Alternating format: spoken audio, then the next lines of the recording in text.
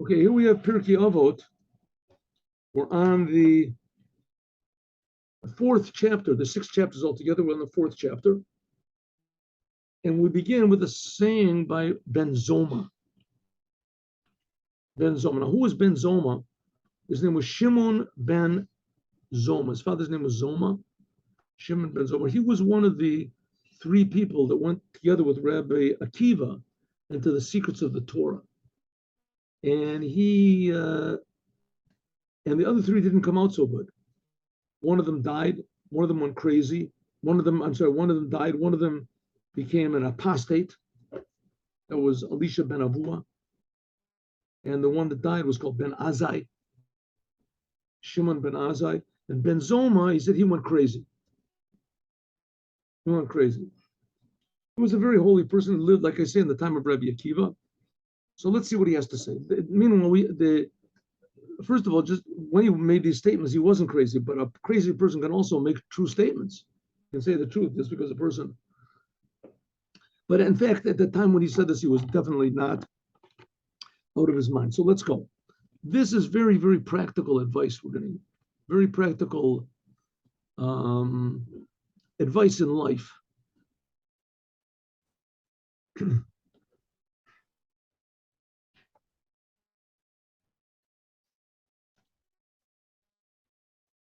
Ezehu Chacham, who is a wise person? Halomed mikol adam, someone who learns from everybody. Huh? You think a Chacham is exactly the opposite. Everybody has to learn from him. Does have to learn from everybody? No. Everybody has something special. Everyone has something that you can learn from. A truly wise person has the ability to find out what uniqueness is in every human being. So you can learn from everybody. Like it says, Mikol Malamdai Iskalti, from all the people who taught me, I got wisdom. Because I'm always speaking in your Torah. Let's see what this means. Here we go. Let's see the first one. Here we go.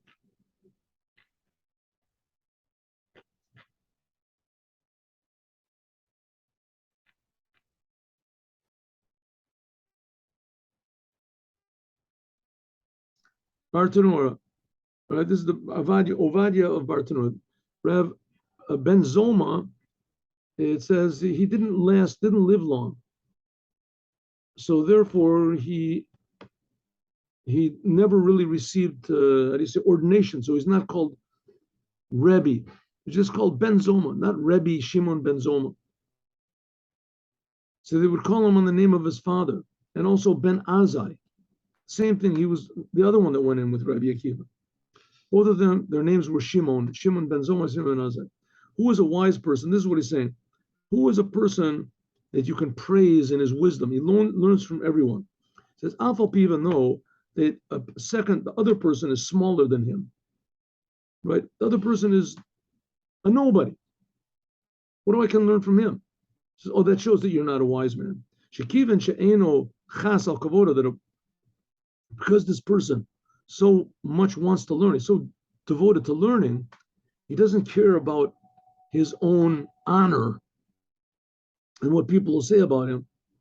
Therefore, he can learn from everybody, even from children. So in Nikarim Adavarim, you can see that Chachmasahu l'shem shemayim. So from this, we can see that he's a true wise man. Namely, he really wants to learn from everyone. The reason he wants to learn is because he genuinely wants knowledge, and he doesn't want it in order to be famous and great and respected. That's not his goal. Like it says, B'kol malamdai iskalti.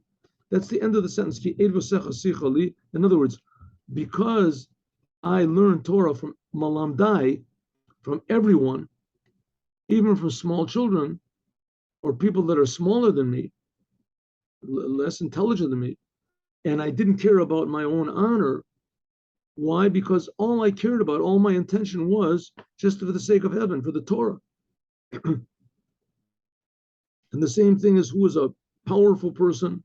Who can you praise with his power, etc.?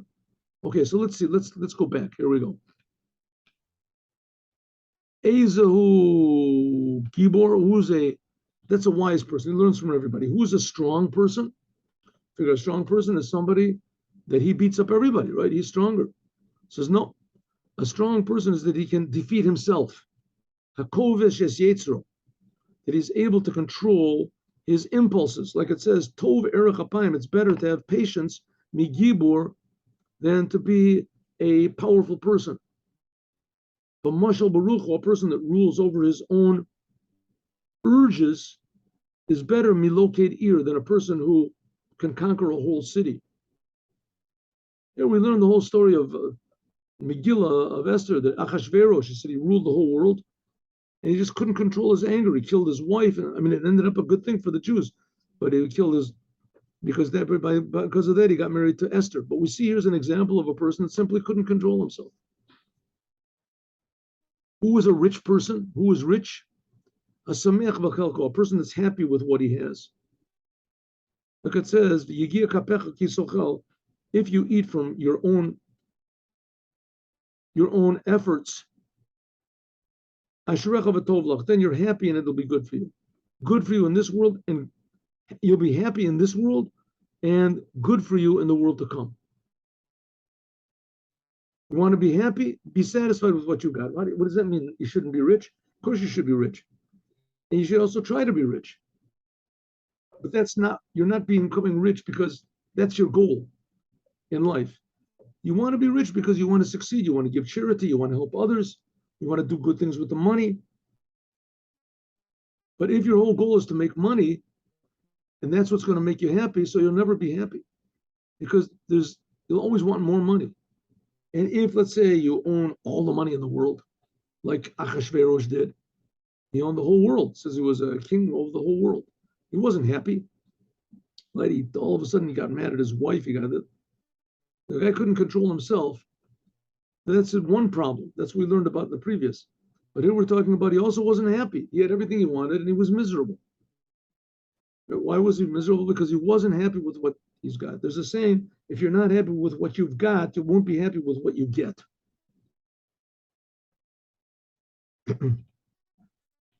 So it's a good thing to want more, not to be satisfied, but it's a bad thing not to be happy with what you have. A good thing that your person is supposed to be dynamic. He's supposed to want more all the time. But if he doesn't get it, he doesn't jump out of a window. Who is an honorable person? Who is a person that's worthy of being given honor, respect? Hamachabed et habriot, one who gives respect to others.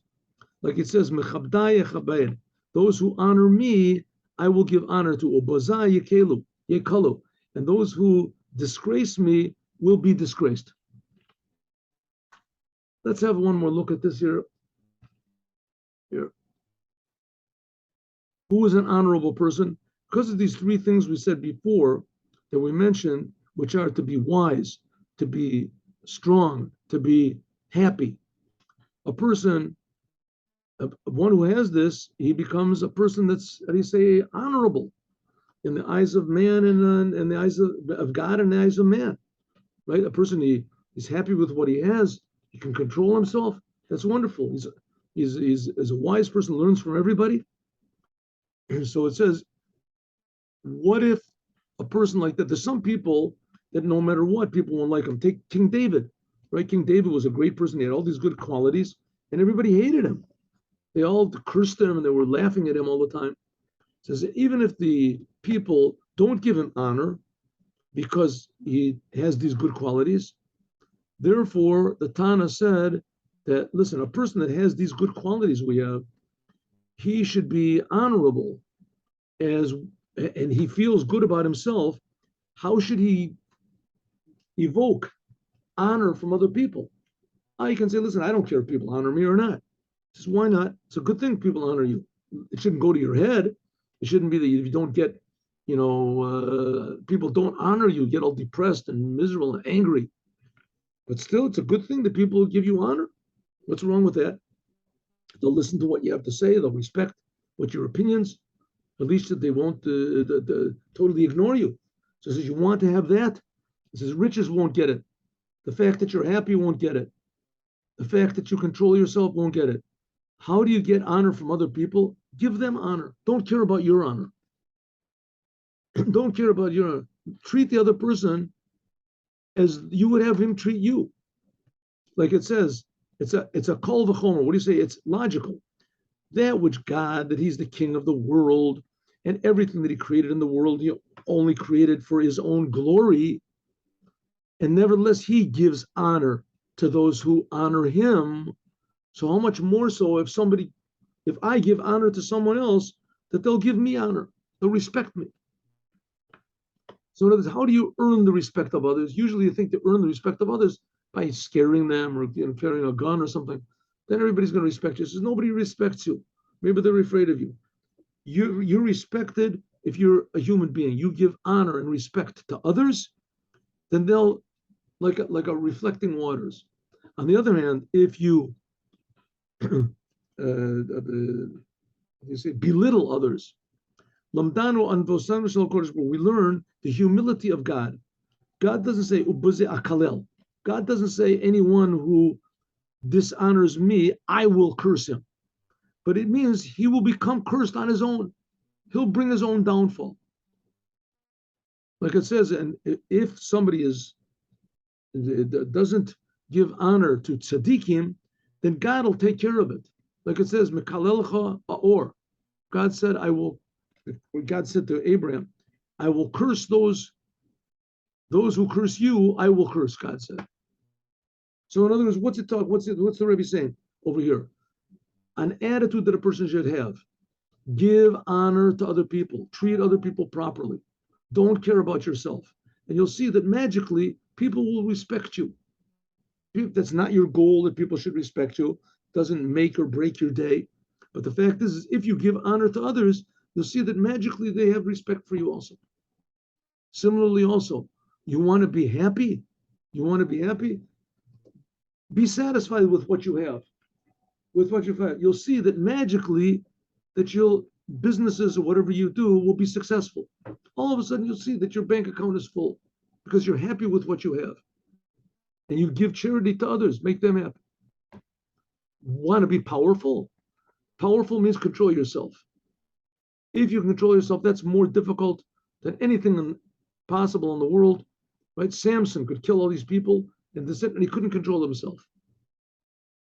And you want to be wise? The wisest person is someone that admits that he still has a lot to learn. He's willing to learn from everyone in the world because everyone has something to teach. That's a truly wise person. Have a good day with Mashiach now. God willing, hope to see you tomorrow. Tomorrow is Thursday. We'll learn at 3 o'clock. We'll learn the Haftorah, which is from Jeremiah. It's one of the difficult, harsh prophecies of Jeremiah, but it always ends good, like all the other prophecies. And in the morning, we'll learn Chassidut together, 8:15. Hope to see you tomorrow morning in Chassidut class with Chuti Torah. Shalom Uvracha, Yechi Amelech.